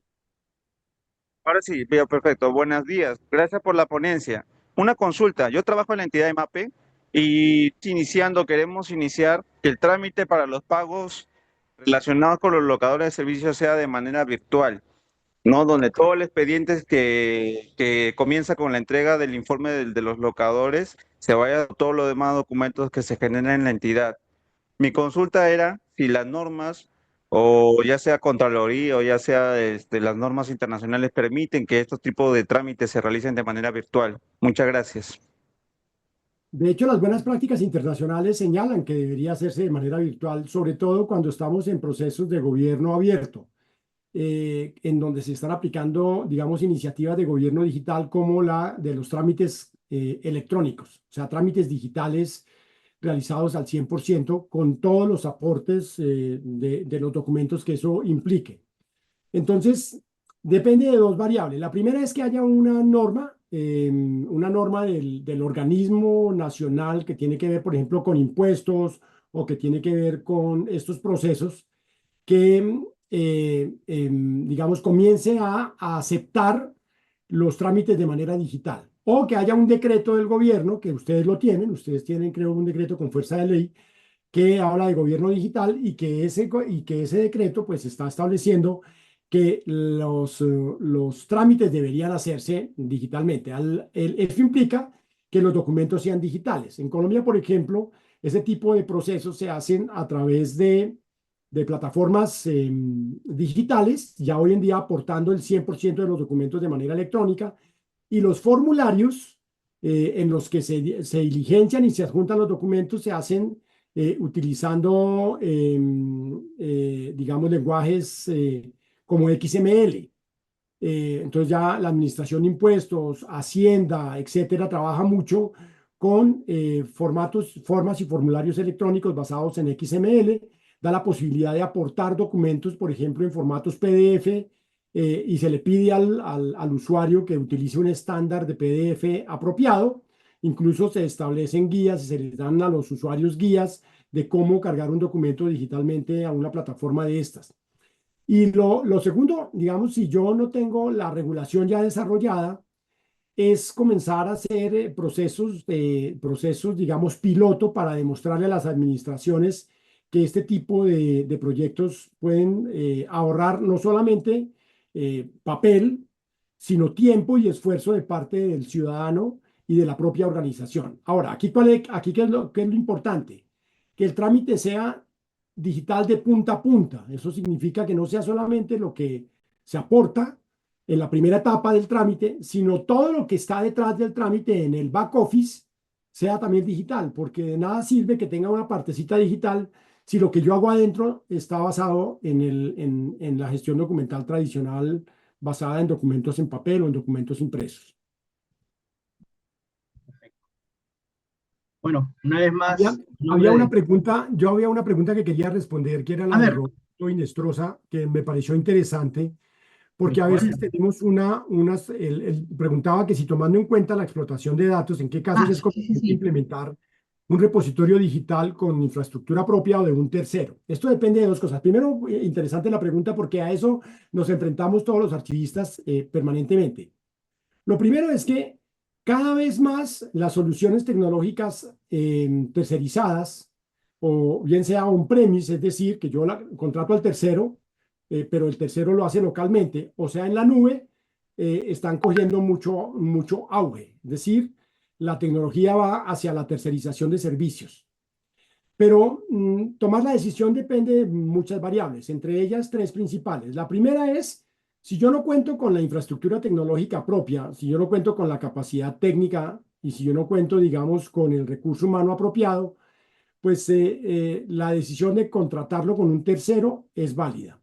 Si yo cuento con infraestructura, con personal y con, digamos, y con capacidad técnica, pues siempre será recomendable que sean, por lo menos desde mi punto de vista, que sean en mi propia infraestructura tecnológica. Ahora, la segunda tiene que ver con análisis de riesgos, que yo haya hecho un adecuado análisis de riesgos de ese tercero para saber si esos contenidos quedan expuestos y se los estoy entregando a un tercero que no goza de buenas prácticas. Y para saber eso, viene la tercera recomendación, es que el tercero me pueda garantizar, por ejemplo, que tiene su repositorio certificado con ISO 16363, que tiene en su repositorio el OAIS implementado, que tiene la 27001 implementada, que tiene implementado o certificado su repositorio con las normas de protección de datos personales y que cumple, por ejemplo, las normas que está ubicado o alojado el repositorio del tercero en un país de confianza y no en un país en donde yo puedo comprometer el contenido de el contenido que es mi patrimonio digital, de mi patrimonio documental, pero que a su vez, si es una entidad pública, pues es el patrimonio de la nación el que está en riesgo. Perfecto. Bueno, doctor, muy agradecido por esta ponencia muy interesante, muy acorde también a estos tiempos, ¿no? Con esta salvedad. Bueno, pues damos pase pues al licenciado Carlos Aliaga, director del Archivo Regional de Ucayali, para dar las palabras pues al cierre pues de esta brillante conferencia que hemos tenido, ¿no? Muy agradecido, doctor Carlos Zapata. José. Adelante, licenciado Carlos Aliaga. Bien, muy buenos días. Gracias, doctor Carlos Alberto Zapata Cárdenas. Agradecerle por la excelente ponencia del día de hoy, al igual que a los otros ponentes. El día de ayer hemos tenido la participación también del doctor Luis Castela Serra y también de la licenciada Suani López Escobar. Bien, estimados participantes, distinguidos ponentes y a todos los presentes, es un honor y privilegio dirigirme a ustedes al culminar este trascendental evento, el curso del segundo Taller Internacional Básico de Archivos Digitales Online, un espacio que nos ha permitido no solo intercambiar conocimientos, sino también estrechar lazos y fortalecer nuestra comunidad archivística a nivel nacional e internacional. En primer lugar, quiero expresar mi más profundo agradecimiento a Conexarchivos y así como también al Archivo Regional de Ucayali, quienes con su visión y compromiso hicieron posible la organización de este magno evento. Su liderazgo y dedicación han sido fundamentales para consolidar el curso taller como un referente de capacitación en el ámbito archivístico digital. A través de este esfuerzo conjunto, han demostrado su compromiso con el desarrollo de competencias técnicas y profesionales en un contexto cada vez más dinámico y exigente. Durante estos días hemos tenido el privilegio de abordar temas de vital importancia para la transformación digital de nuestros sistemas de archivo, ciclo Los temas tratados como la gestión digital de documentos en la oficina, el ciclo vital del documento digital y la operatividad de los archivos de gestión periféricos y centrales en los entornos digitales son pilares fundamentales en el proceso de modernización de nuestras instituciones. Asimismo, profundizamos en el trascendental tema de preservación digital con el énfasis en la implementación del modelo OAIS, en el cual garantiza la conservación a largo plazo de los documentos digitales. El análisis y discusión sobre el modelo de gestión documental y la aplicación práctica de la firma digital electrónica regulada por la Directiva 002-2024 de la Presidencia del Consejo de Ministros nos ha permitido comprender cómo estas herramientas son esenciales para la integridad, autenticidad y seguridad de los documentos en el entorno digital. Además, la revisión del Decreto Supremo 029, el Reglamento de la 1412, nos han brindado una perspectiva normativa para fortalecer el marco legal para el desarrollo de un gobierno digital en el Perú.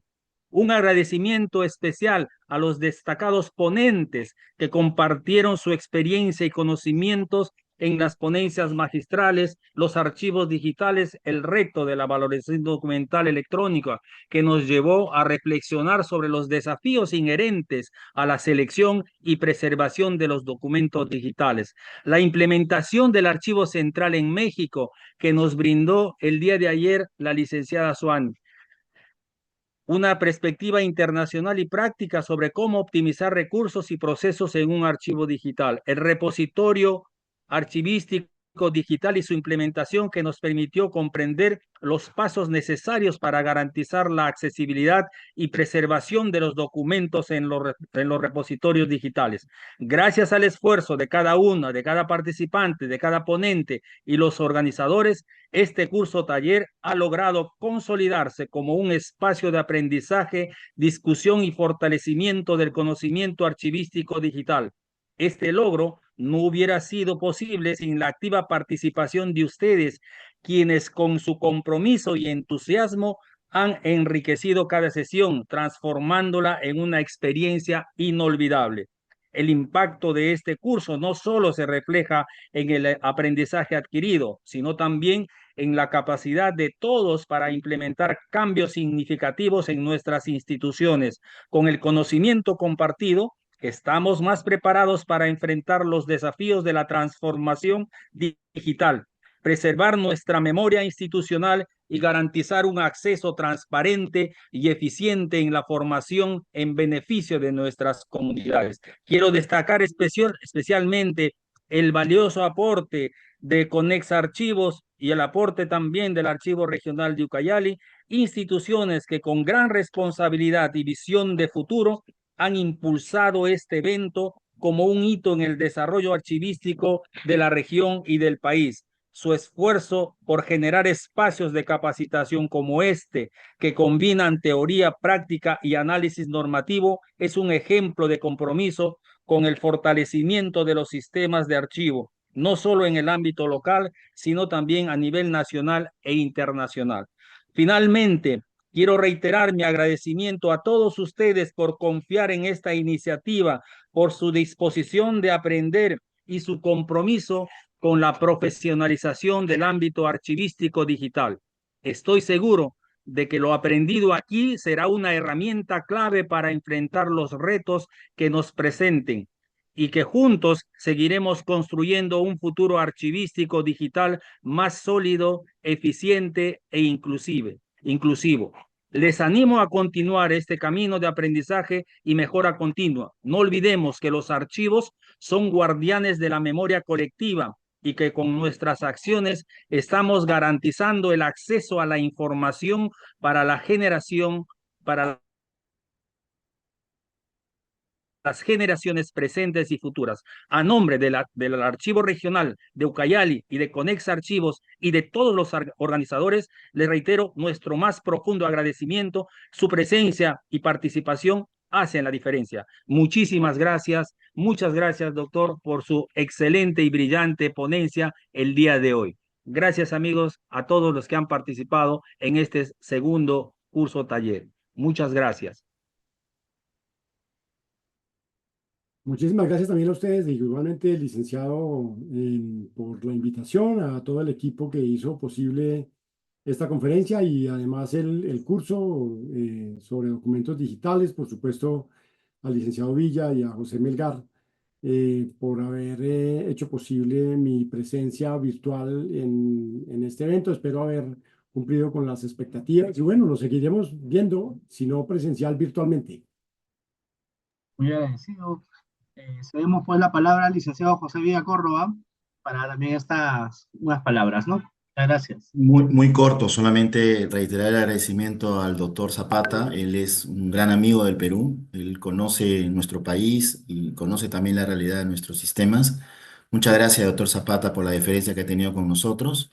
Creo que lo que usted enseña a nivel internacional está dejando cátedra de que las cosas van a cambiar, ¿no? El desarrollo de las normas, que también son importantes para facilitar justamente la inclusión del gobierno digital y de la implementación de todo sistema son también algo que debemos hacer una reflexión y que debe tomarse en cuenta como una política de Estado, ¿no?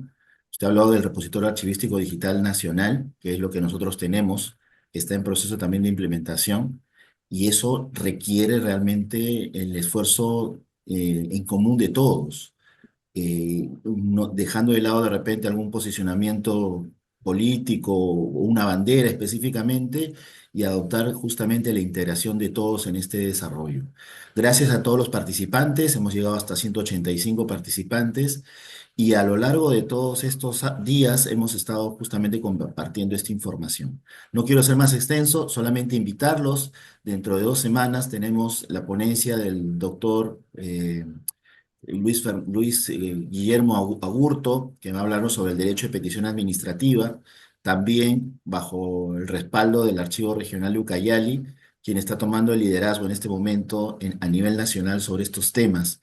E invitarlos también, vamos a tener un curso sobre la elaboración del plan de conservación y prevención de siniestros, que va a ser a partir del 15 de febrero, ¿no? A través en este caso el apoyo va a ser de otro archivo regional, ¿no?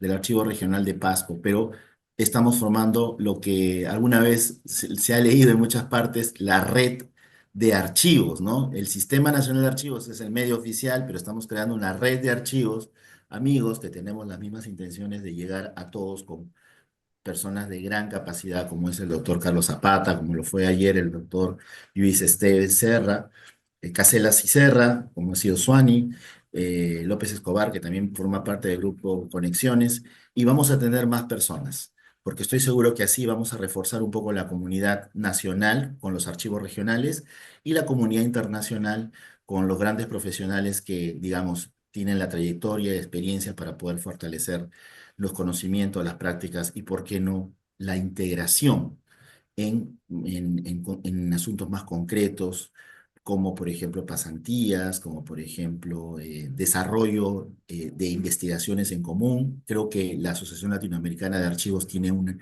espacio para eso, pero busquemos también otras alternativas que sean allegadas también a las personas que trabajan en archivos, ¿no? Entonces, muchas gracias a todos. Nos estamos viendo en la tarde para el caso de los alumnos que están todavía llegando el curso de archivos digitales para ver el término de la ponencia sobre modelo de gestión documental. Y con los demás, pues, el agradecimiento a los archiveros de Bolivia, Panamá, Colombia, Ecuador, Costa Rica, México, que están presentes también en esta ponencia, a quienes les agradecemos mucho también su participación, ¿no? No quiero extenderme más. Gracias a todos y bueno, estaremos viéndonos en otra oportunidad. Bendiciones, que todo le vaya muy bien. Éxitos. Hasta luego. Luego, Vamos a tomarnos una foto, ¿les parece? Claro. Nos tomamos una foto con todos para poder más o menos graficar este día tan especial. Si todos, por favor, pueden encender ahora sí sus cámaras. Pongamos todas nuestras cámaras Por ahí. favor, encendamos todas nuestras cámaras para mostrar justamente al doctor Zapata el cariño que le tenemos, todos los archiveros peruanos y de Latinoamérica, que estoy seguro que representan representamos una gran comunidad a nivel mundial, ¿no? En las últimas reuniones del Consejo Internacional de Archivos se mencionaba justamente la gran comunidad archivística internacional de América Latina, ¿no? Entonces, demostremos por nuestro corazón que nosotros usualmente nos caracterizamos por tener esa sangre amistosa, ¿no? De desarrollo también de nuestra propia personalidad como como un solo pueblo, como una sola nación, ¿no?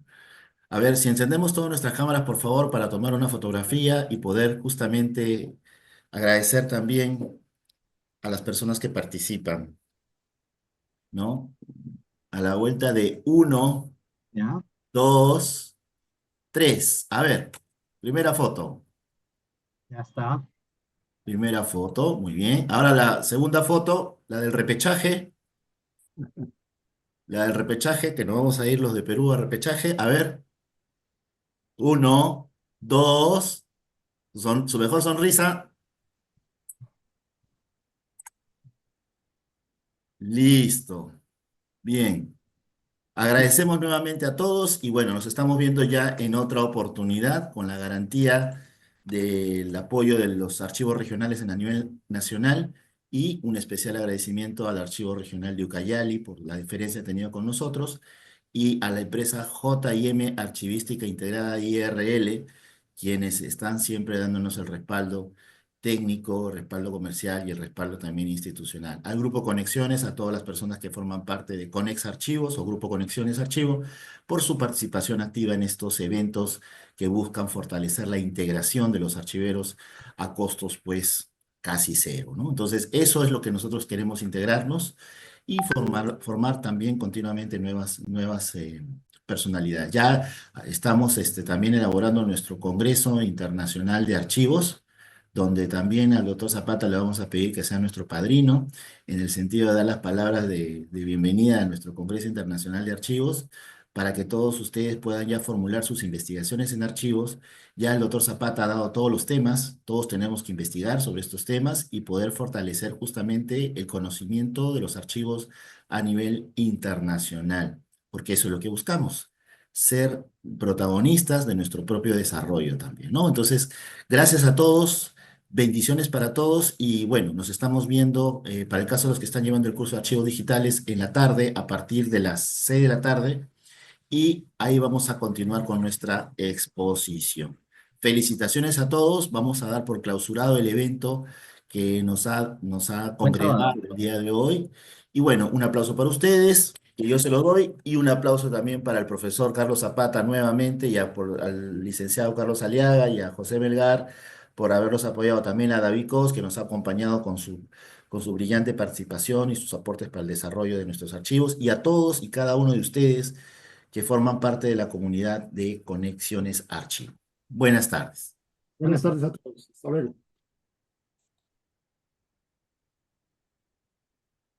Record